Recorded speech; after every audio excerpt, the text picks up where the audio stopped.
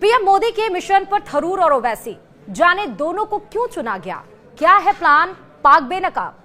नमस्कार, आप देख रहे हैं न्यूज 18 और मैं हूं आपके साथ श्रुति श्रीवास्तव। पीएम मोदी की छवि एक ऐसे लीडर की है जो अपने फैसलों से चौंकाने के लिए जाने जाते हैं। विपक्षी सोच भी नहीं पाते और पीएम मोदी वो कर जाते हैं। शशि थरूर और असदुद्दीन ओवैसी को बहुदलीय प्रतिनिधि मंडल में शामिल करने का निर्णय भी कुछ ऐसा ही है। दरअसल ऑपरेशन सिंदूर से पाकिस्तान में छिपे बैठे आतंकवादी संगठनों की कमर तोड़ने के बाद भारत ने अब पाक के नापाक इरादों को अंतर्राष्ट्रीय स्तर पर भी बेनकाब करने की रणनीति बना ली है। मोदी सरकार की इस रणनीति का हिस्सा सिर्फ भारतीय जनता पार्टी के सांसद ही नहीं बल्कि सभी दलों के सांसद शामिल हैं। ये सभी सांसद अलग अलग देशों में जाकर पाकिस्तान प्रायोजित आतंकवाद को बेनकाब करेंगे। पाकिस्तान के खिलाफ ऑपरेशन सिंदूर पर भारत के सांसद दुनिया को ब्रीफ करेंगे। केंद्र सरकार सभी दलों के चुनिंदा सांसदों को 22 या 23 मई से 10 दिनों के लिए विदेश दौरे पर भेज रही है। ये सांसद अमेरिका, यूके, दक्षिण अफ्रीका, कतर और यूएई जाएंगे। वहां की सरकार को आतंकवाद पर भारत का पक्ष बताएंगे। इस बहुदलीय प्रतिनिधि मंडल में कांग्रेस के शशि थरूर और एआईएमआईएम के असदुद्दीन ओवैसी भी शामिल हैं। इससे पहले शशि थरूर के ऑपरेशन सिंदूर पर दिए गए बयान से कांग्रेस पार्टी के कुछ नेता नाराज थे। उन्हें लगा कि थरूर ने लक्ष्मण रेखा पार कर दी है और इस मामले में जब शशि थरूर से सवाल किया गया तो उन्होंने कहा कि एक भारतीय होने के नाते उन्होंने अपनी बात देश और दुनिया के सामने रखी है। तो वही न्यूज एजेंसी पीटीआई के मुताबिक सरकार के विपक्षी सांसदों सहित कई राजनीतिक दलों के सांसदों से संपर्क किया गया। उनसे राजनयिक मिशन में भाग लेने की मांग की गई। कई दलों ने पहले ही इस पहल के लिए अपने प्रतिनिधियों को भेजने की मंजूरी दे दी है। रिपोर्ट में यह कहा गया कि प्रतिनिधि मंडल में कितने लोग शामिल होंगे, इस बारे में अभी तक कोई जानकारी सामने नहीं आई। फिर भी कुछ नेताओं ने अनुमान जताया कि 30 से अधिक सांसद इसमें शामिल हो सकते हैं। अनुराग ठाकुर बीजेपी, अपराजिता सारंगी बीजेपी से हो सकती हैं, शशि थरूर वहीं कांग्रेस से हो सकते हैं, मनीष तिवारी का नाम कांग्रेस से चल रहा, सलमान खुर्शीद का नाम कांग्रेस से, अमर सिंह का नाम कांग्रेस से, सुदीप बंदोपाध्याय टीएमसी से, Sanjay Jha JDU, Sasmit Patra BJD, John Brittas CPI, Asaduddin Owaisi AIMIM, वहीं सुप्रिया सुले एनसीपी और एसपी और केनी मोझा डीएमके से। इन सभी सांसदों का नाम अलग अलग पार्टी से चुनकर आया जो मैंने अभी आपको बताया। तो प्रतिनिधि मंडल की 10 दिन की अवधि में कई देशों का ये दौरा करेंगे। सांसदों को सरकार की ओर से तय किए गए विभिन्न क्षेत्रीय ब्लॉकों में नियुक्त किया जाएगा। प्रतिनिधि मंडल के विदेश जाने से पहले विदेश मंत्रालय सांसदों को उनके राजनयिक मिशन के बारे में पूरी जानकारी मुहैया कराएगी। बताया यह जा रहा है कि पूर्व केंद्रीय मंत्री अनुराग ठाकुर और उड़ीसा से भाजपा सांसद अपराजिता सारंगी सत्तारूढ़ पार्टी के उन सदस्यों में शामिल हैं जो प्रतिनिधि मंडल में शामिल होंगे। तो वहीं शशि थरूर और ओवैसी मोदी सरकार के हमेशा से कट्टर विरोधी रहे हैं। फिर आखिरकार प्रधानमंत्री नरेंद्र मोदी ने इस बेहद खास मिशन पर इन्हें क्यों भेजा जा रहा है? आखिर मोदी सरकार का पाक को बेनकाब करने का पूरा प्लान क्या है? आपको इसके बारे में अब विस्तार से बताते हैं। दरअसल पीएम मोदी ने शशि थरूर को ही क्यों चुना और अब शशि थरूर ने प्रतिनिधि मंडल में चुने जाने के लिए धन्यवाद दिया है और इसको लेकर अब कांग्रेस में एक तरह से संग्राम छिड़ गया, क्योंकि कांग्रेस कह रही है कि टीम इंडिया से अब शशि थरूर का नाम गायब है, क्योंकि कांग्रेस की तरफ से जो लिस्ट पेश की गई थी उसमें तो शशि थरूर का नाम था ही नहीं। इसको लेकर अब विवाद खड़ा हो गया है, वो आपको हम बताएंगे, लेकिन इसके पहले हम आपको बताते हैं कि पीएम मोदी ने आखिरकार थरूर को क्यों चुना।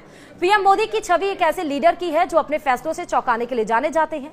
विपक्ष सोच भी नहीं पाते और पीएम मोदी वो कर जाते हैं। शशि थरूर को बहुदलीय प्रतिनिधि मंडल में शामिल करने का निर्णय भी कुछ ऐसा ही है, लेकिन शशि थरूर को करीब से जानने वाले जानते हैं कि उन्हें चुन पीएम मोदी ने कितना बड़ा दांव खेला है। संयुक्त राष्ट्र में काम करने का लंबा अनुभव रखने वाले शशि थरूर कूटनीति के बड़े जानकार हैं। ऐसे में पाकिस्तान को अंतर्राष्ट्रीय स्तर पर बेनकाब करने में वह अहम रोल निभा सकते हैं। तो वहीं संयुक्त राष्ट्र का अनुभव भी शशि थरूर को है। जी हां, शशि थरूर को संयुक्त राष्ट्र में काम करने का काफी लंबा अनुभव रहा है। 1978 में यूएनएचसीआर यानी कि संयुक्त राष्ट्र शरणार्थी उच्चायुक्त में अपना करियर शुरू करने वाले थरूर 1981 से 1984 तक सिंगापुर में यूएनएचसीआर कार्यालय के प्रमुख रहे हैं। 1989 यानी कि 1989 में वह विशेष राजनीतिक मामलों के लिए अवर महासचिव के विशेष सहायक भी बने हैं, जिसमें गुलास्विया में शांति अभियानों की जिम्मेदारी भी शामिल है। 2001 में उन्हें संचार और जन सूचना विभाग यानी कि डीपीआई के अंतरिम प्रमुख के रूप में नियुक्त किया गया है और बाद में 2002 में उन्हें संचार और जन सूचना के लिए अवर महासचिव बनाया गया। तो वहीं यूएन के महासचिव भी रेस में शामिल थे शशि थरूर 2006 में काफी अन्नान के बाद महासचिव के रेस में भी थे, लेकिन वह महासचिव नहीं बन पाए थे। थरूर 2006 में महासचिव की रेस में दूसरे स्थान पर रहे थे। कूटनीति के जानकार भी माने जाते हैं। शशि थरूर कूटनीति के अच्छे जानकार हैं। वह जानते हैं कि किस देश की क्या फितरत है और उसे कैसे जवाब देना है। यही वजह है कि जब अमेरिकी राष्ट्रपति डोनाल्ड ट्रंप के भारत और पाकिस्तान के बीच सीज़फायर की घोषणा करने से पहले ही वाहवाही लूटते हुए उन्होंने सोशल मीडिया पर पोस्ट किया तो शशि थरूर ने पीएम मोदी की चुप्पी का समर्थन किया था। थरूर ने पीएम मोदी की चुप्पी को कूटनीति का हिस्सा बताया था। इससे पहले वह रूस यूक्रेन युद्ध के मुद्दे पर मोदी सरकार की कूटनीति की तारीफ कर चुके हैं। ऑपरेशन सिंदूर के समर्थक भी रह चुके हैं। शशि थरूर शुरुआत से ऑपरेशन सिंदूर के समर्थक रहे हैं। पीएम मोदी ने उन्हें अब बहुदलीय प्रतिनिधि मंडल का हिस्सा बनाया है, लेकिन थरूर अपना काम काफी पहले से ही शुरू कर चुके हैं। ऑपरेशन सिंदूर के बाद भारत पाक तनाव के बीच शशि थरूर ने विभिन्न चैनलों पर मीडिया के जरिए भारत का पक्ष दुनिया के सामने रखा है और इसके कायल भारत के कई नेता भी रहे हैं। अब आपको बताते हैं कि आखिरकार प्रधानमंत्री नरेंद्र मोदी ने प्रतिनिधि मंडल के लिए असदुद्दीन ओवैसी को क्यों चुना। दरअसल मैं भारतीय सेनाओं की तरफ से पाकिस्तान में आतंकवादी ठिकानों पर किए गए हमलों का स्वागत करता हूं, ये बड़ी बात कही थी असदुद्दीन ओवैसी ने। पाकिस्तानी को ऐसी सख्त सीख देनी जानी चाहिए कि फिर कभी दूसरा पहलगाम ना हो। पाकिस्तान के आतंकी स्ट्रक्चर को पूरी तरह नष्ट कर देना चाहिए। ऑपरेशन सिंदूर के AIMIM ने असदुद्दीन ओवैसी की पूरी छवि बदल दी गई। इस दौरान उनकी एक देशभक्ति की जो छवि सामने आई, जिसकी तारीफ, जिसकी मुरीद भाजपा नेता भी जमकर हो रहे हैं और जिसकी मुरीद सब लोग हुए। शायद ही ऑपरेशन सिंदूर से पहले किसी को उम्मीद थी कि ओवैसी पाकिस्तान को इतनी खरी खोटी सुना सकते हैं।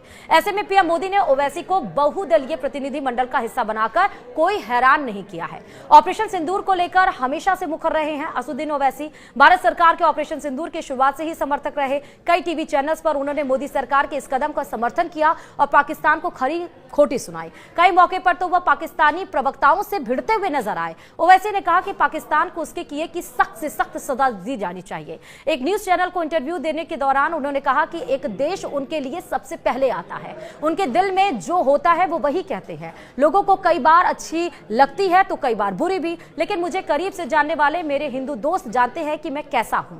तो वहीं मुस्लिम देशों को साथ भी सकते हैं असदुद्दीन ओवैसी। जी हां, बहुदलीय प्रतिनिधि मंडल में कौन सा दल किस देश में जाएगा यह जानकारी तो अभी सामने नहीं आई है, लेकिन ऐसा माना जा रहा है कि मुस्लिम चेहरा होने के नाते ओवैसी को मुस्लिम देशों को साधने में लगाया जा सकता है। दरअसल अंतर्राष्ट्रीय स्तर पर ओवैसी की छवि एक पक्के मुसलमान की है। ऐसे में जब वह मुस्लिम देशों के सामने भारत का पक्ष रखेंगे तो उनकी बात में एक अलग ही वजन होगा।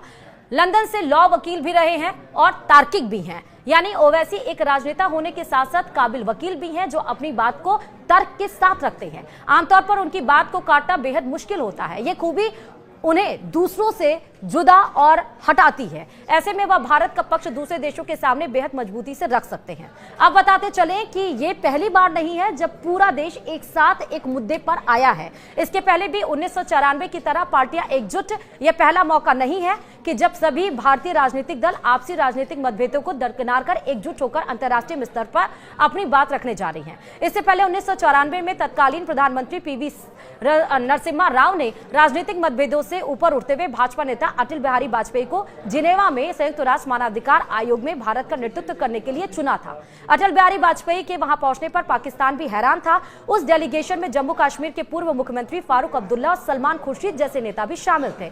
तब पाकिस्तान जम्मू कश्मीर में कथित मानवाधिकार उल्लंघन के संबंध में UNHRC के सामने एक प्रस्ताव पेश करने की तैयारी में था। हालांकि भारतीय डेलीगेशन ने पाकिस्तान के आरोपों का जवाब दिया और नतीजन पाकिस्तान को अपना प्रस्ताव वापस लेना पड़ा। उस समय UN में भारत के राजदूत हामिद अंसारी ने भी प्रधानमंत्री राव की रणनीतिक फैसले कराने में महत्वपूर्ण भूमिका निभाई थी। तो वहीं 1994 के बाद 2008 में भी ऐसी छवि देखने को मिली जब मुंबई हमलों के बाद मनमोहन सरकार ने डेलीगेशन विदेश भेजा था। 2008 में मुंबई हमलों के बाद तत्कालीन प्रधानमंत्री मनमोहन सिंह ने भी आतंकवादी हमलों में पाकिस्तानी लिंक होने से जुड़े दस्तावेजों के साथ विभिन्न राजनीतिक दलों के डेलीगेशन को विदेश भेजने का फैसला किया था। अब आपको बताते चले कि ऑपरेशन सिंदूर के तहत किस तरह भारत ने बॉर्डर पर पाकिस्तान को नेस्तनाबूद कर दिया। 9 आतंकी कैंप्स नष्ट किए गए हैं, क्योंकि जम्मू कश्मीर के पहलगाम में 22 अप्रैल को आतंकी हमले में 26 टूरिस्ट मारे गए थे। पहलगाम हमले के बदला लेने के लिए भारत ने 7 मई को ऑपरेशन सिंदूर के तहत पाकिस्तान और पाक अधिकृत कश्मीर यानी पीओके में हमला किया था, और इस दौरान भारत ने अपने एडवांस एयर डिफेंस सिस्टम की बदौलत बॉर्डर पार किए बिना पाकिस्तान के भीतर जाकर 9 आतंकवादी कैंपों को नष्ट कर दिया। जवाबी कार्रवाई में पाकिस्तान ने भी हमला किया, लेकिन भारत की multi layer air defence system ने लगभग हर पाकिस्तानी मिसाइल और ड्रोन को बेअसर कर दिया था। और अब जाकर इंटरनेशनल लेवल पर भारत किस तरह पाक के आतंकिस्तान को बेनकाब करेगी, इसके लिए एक पूरा डेलीगेशन तैयार हो चुका है। उसी के साथ इस वीडियो में फिलहाल अभी इतना ही। देखते रहिए न्यूज़ 18 राजस्थान। नमस्कार।